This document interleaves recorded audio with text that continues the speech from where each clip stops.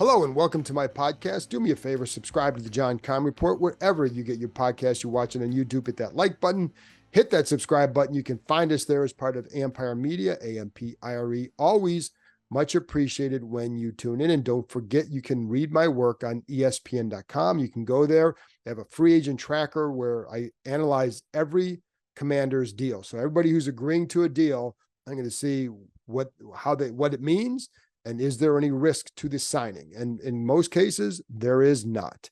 Anyway, you can go there and check it out because it's one-stop shopping for all the analysis of every pick. And you can do that for every team. You want to find out what the Eagles have done, the Giants, we have it for them too. So go there. Now, one programming note. Like I told you before, I will be doing a live stream show Wednesday night, let's say 8 o'clock.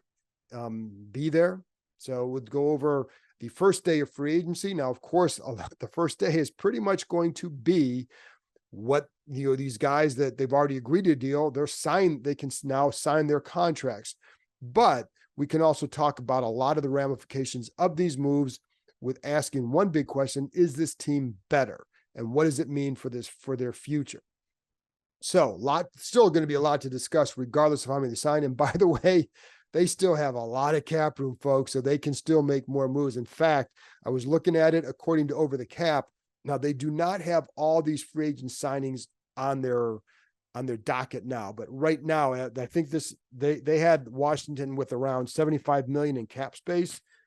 So, and that's with Dorrance Armstrong, that's with Frankie Louvu, Allegretti, and Eckler. They do not have all the contracts on there. So it's clearly less than that.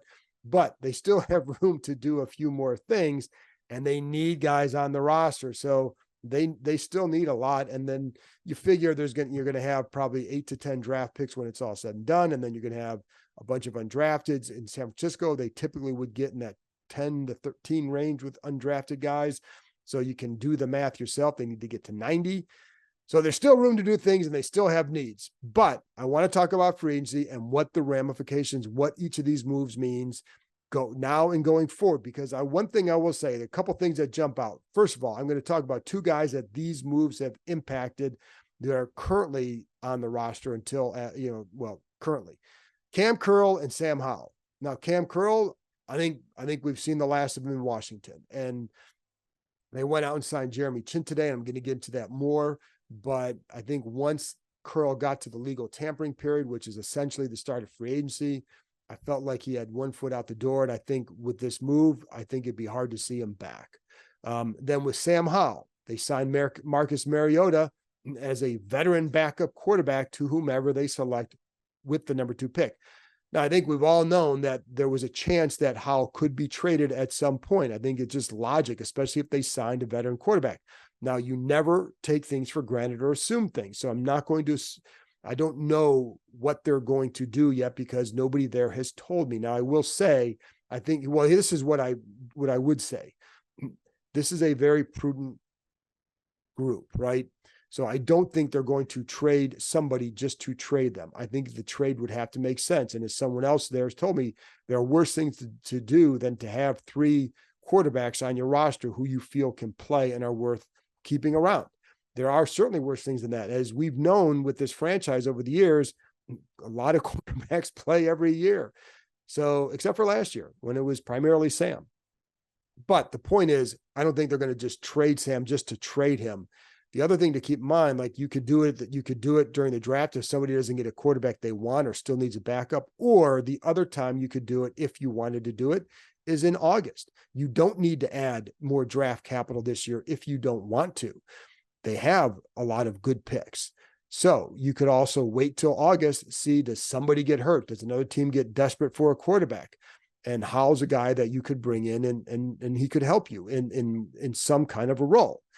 So I'm not taking it for granted that this is, the absolute end for him. I think we all can see where this is going, but when does it happen? Does it happen now? Does it happen during August? Does he stick around for the season because nobody gives him a good enough offer? There's still more to learn. And then I think the other thing is clearly Howell would not want to go from being a starter for every game to being a third quarterback all year, but not necessarily his call. So ultimately you would think that he would get traded. I operate in definitives when it's definitive, but you would think that would happen. It's just a matter of when and what does it look like. So and anyway, so that I wanted to start with that. Now let's get on to their moves, and to me, some big picture items with these moves. So I'm going to start with this fact, or this thought, that first of all, I think these are very responsible signings. They have not gone out and gotten these huge names. I think Austin Eckler and Mariota are big names. They're not big time players at this point by any means.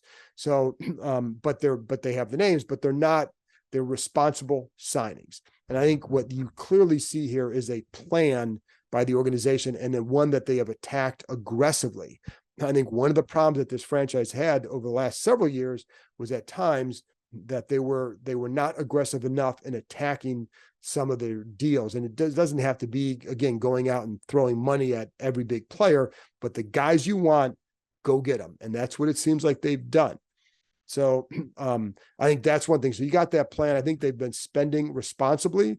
These are all 3-year deals at most. And there's a handful of 1-year deals. And so these are, to me, this is a way where this group wants to build through the draft. We know that. And the way they're approaching this is allowing them to do just that. These are not deals that you're going to be hamstrung by for several years and get out. Each of these deals, these 3-year deals, you can get out of them in 2 years. And I put up some of the contract numbers on from the roster management system that ESPN subscribes to. But I put those up on my Twitter feed. So if you want to see that and the breakdown of what the cap figures are, it's very favorable. And I think it's either Over the Cap or Spotrac has them as well. So, but they're very favorable. And, you look by the cap hits, really most of these 3-year deals are 2-year deals. So you're going to be able to get out of them. So if these guys can't play, you're not hamstrung by them. And if you get guys in the draft that can, the goal here is draft guys, draft good players, and then you can start replacing these guys as their contracts phase out. But what they've also done is they've attacked their needs. So they've signed 3 defensive ends now, obviously a big time need. They've signed a starting linebacker. They've signed another safety. They wanted to do that. They've signed an offensive lineman. So they've signed areas of need, which then allows you in the draft to attack the areas you really want guys at, or where just the guys you really want. So clearly at number 2, you're going to take a quarterback. But with the second round picks and those top 101 picks, the 5 and the 101, you can be aggressive with that if you want to move back up, because you don't need to get a smorgasbord of talent in those rounds. Obviously, the more the merrier.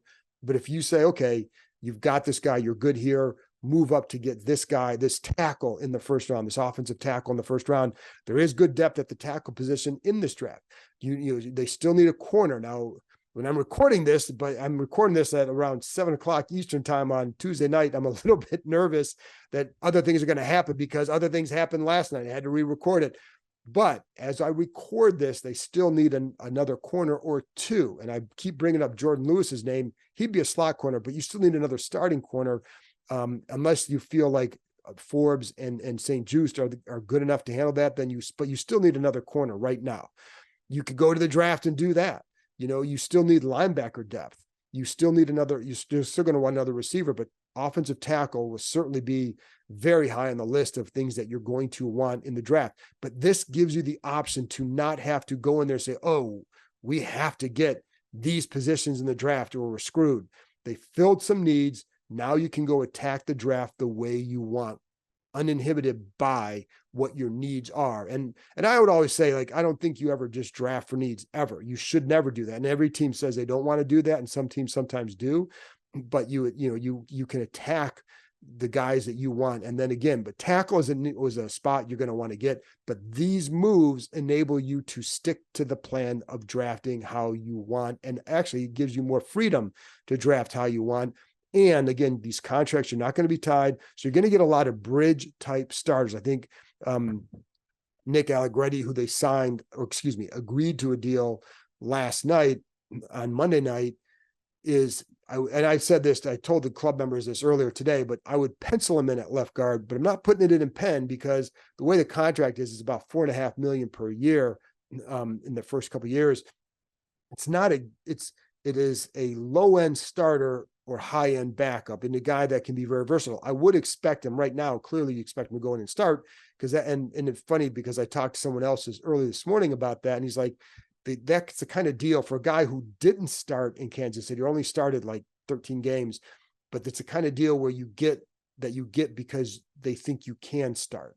And there were enough teams interested in him. And even in Kansas City, like people there tell me that part of it is that they did view him as a guy who could start. They just had depth at those positions. So I would pencil him in there and add some toughness. I mean, that's one of the strengths of his game. And, I think he's supposed to be a really good run blocker. So we'll see, but I think he adds something. But again, he's not a guy that you're going to be tied to. So if you want to develop a Mason Brooks, if you want to get a guy in the 4th, 5th round that you want to develop, you can do that without feeling like they have to come in and play right away. So, those are good moves. I would get a tight end too. I would go out and get another tight end. Again, Zach Ertz can play, but he's a 1-year deal. And I think some of these guys, you're bringing them in here too. I think you want to establish your identity as a program, your culture as a program. And so you're bringing in guys like Ertz, like Eckler, who have a reputation for working very, very hard. And, I don't think any of these guys don't have that reputation.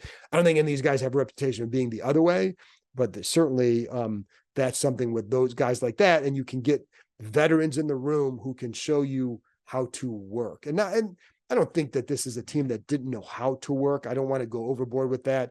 I don't think it was a bad locker room. I think this year it was not a good year for them and it seeped into the locker room, but I don't think there was a lot of bad guys in there by any means. So, but I do think the way they've attacked this is serves like you have some bridge type players and guys who can kind of help you establish again, an identity, a tone, a culture, and then bring in other guys who follow with that over the ensuing years. And that's when the draft had to take over. It's not going to take over this year as much as it is going to be in future years.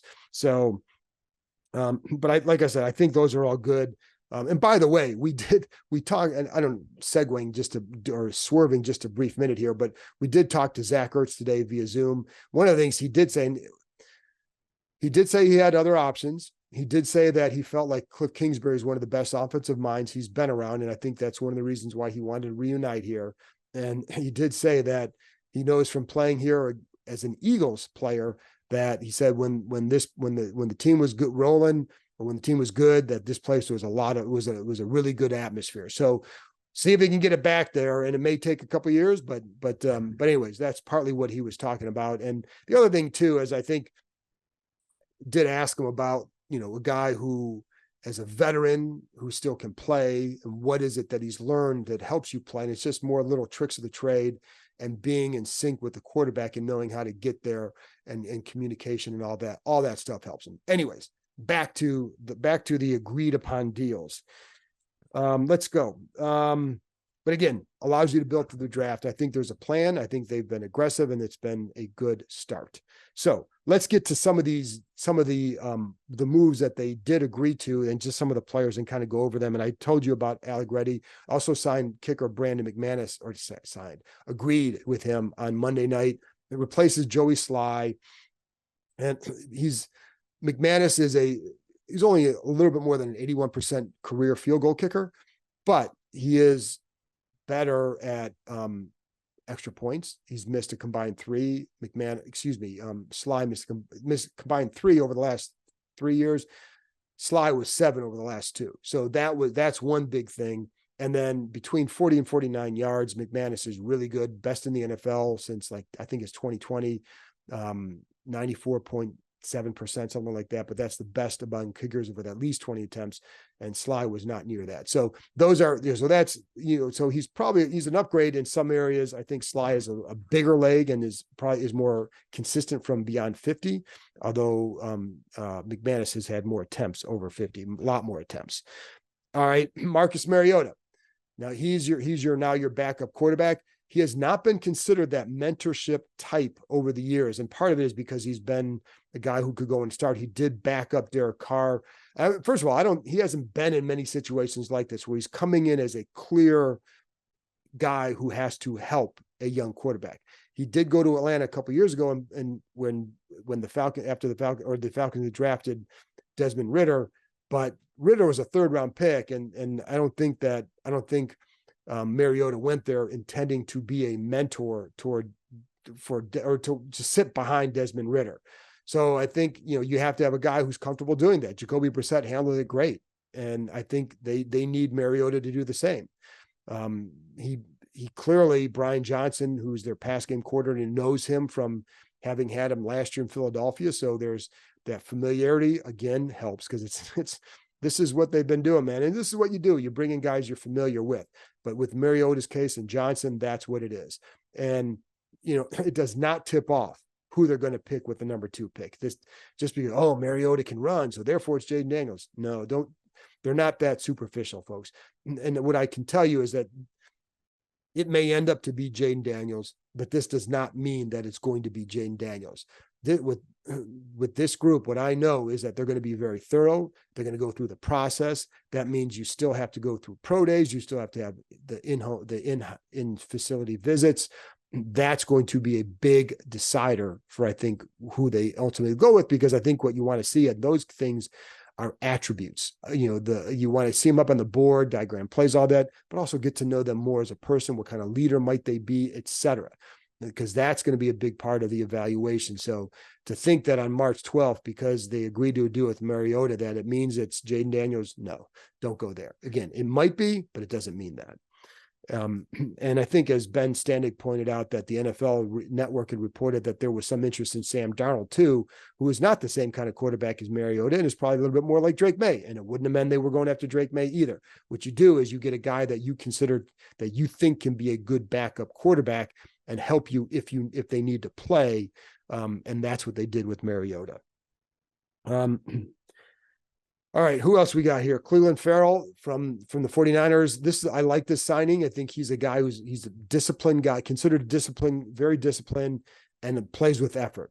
And, has never been that big sack guy that when you're drafted number 4 overall, that people expect. That has not been his game. He's been very solid against the run. In fact, when Chase Young went out to San Francisco, they kept Cleveland in the lineup as a starter on the early downs and let Chase Young come in as a pass rusher, because they just felt he was more consistent in that area.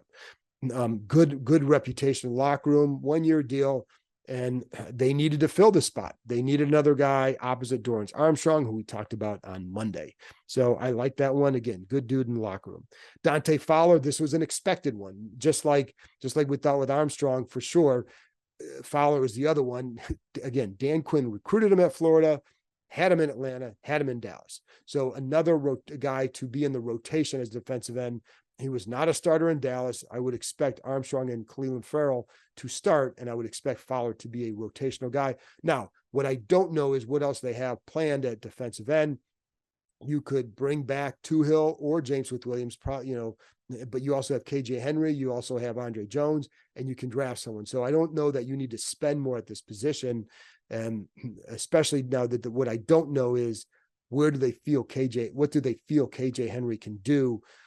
Or do you just go, again, draft someone? Personally, I would draft somebody, because you can never have enough defensive ends, as we've seen. But I also think it gets you that young talent in there that you can work in there in your rotation. And then you have 2 guys who are on 1-year deals, and it will allow you to go, to move in that direction in 2025. So get that depth there if you can, and then build. This is, again, you're building for the future. Tyler Ott, long snapper. Didn't see this one coming, but Tucker Addington has only snapped a couple games for them. So Larry Izzo had Tyler Ott in Seattle for 4 years. Ott was with Baltimore last year, so now he's here. So that was a move. When you have long snapper, you need guys you can trust, and Izzo has been with them and clearly would trust him. And Jeremy Chin is the other one that I think is very interesting, because of his versatility. And again, I brought up the Cam Curl stuff. Well, Chin can play. He's played free safety. He's played linebacker. He's played in the box as a strong safety. but he's considered a versatile chess piece. And if you want to use position flex, go ahead. I think we'll just tap into the word versatility for now, but it's the same thing. He can play multiple spots. He's got good size, 6'3", 220. And so I think, and again, he played linebacker his rookie year, and then they started moving around with safety. So he can play in the box. Now you have at safety, now you have him. And I felt like they needed to bring another veteran in there and not just draft somebody and put him with two other young guys, but with Quan Martin and Derek Forrest and Chin, I think you're okay there. You also have Percy Butler if you want to keep developing. No word on Jeremy Reeves. I keep telling you that I think he's going to be back here, but it hasn't been official yet. So, but he would be a fifth safety. And you also have Terrell Burgess. So there's still some guys here beyond that, but I think you have some depth there now, and some young talent there. So you don't have to go there in the draft if you don't want to at all. Corner, I would still go there because you can never have enough corners, and I think they still need some. So anyways, but I think Chin was a nice signing, 1 year deal up to 5.2, up to around 5.2 million. So it's not expensive. And again, a 1 year deal. So if you wanted to go safety, but if I'm them, I would say like, okay, let's see how Percy Butler develops. I don't think you have to spend big at that position. I think that's part of the problem for a guy like Curl teams know they don't have to because the market is such that it's a little bit depressed with a bunch of guys that have been cut loose going into free agency. So anyway, all in all, another active day for Washington, and they're going to still be active. I would think they're going to still be active because they still can be active, and they still have more than a few spots to fill on the roster. So to get to that 90-man roster. So anyway, that's wrapping it up. It's been a whirlwind, folks, and it's been very, very busy, much busier than it's been in recent years because, again, they had a lot of they had a lot of cap space, but a lot of holes to fill. But I like the way they've attacked it. Again, I'll be back. If there are more moves tonight, I'll put something out in the morning. But if it's worthy. If not, I'll be talking to you Wednesday night, 8:00 Eastern time. Join me for the live stream show, and we'll talk about, is this team now better? If so, where are you still concerned? All that. And we'll go over whatever new moves they may have made because they still have spots to fill, folks. They still need to get a left tackle, whether you're doing it in the draft, free agency, you still need to find another tackle. And then again, I still think they're going to want to get another receiver, but if you want to wait to the draft, you can do that now too. So that's it for me, folks.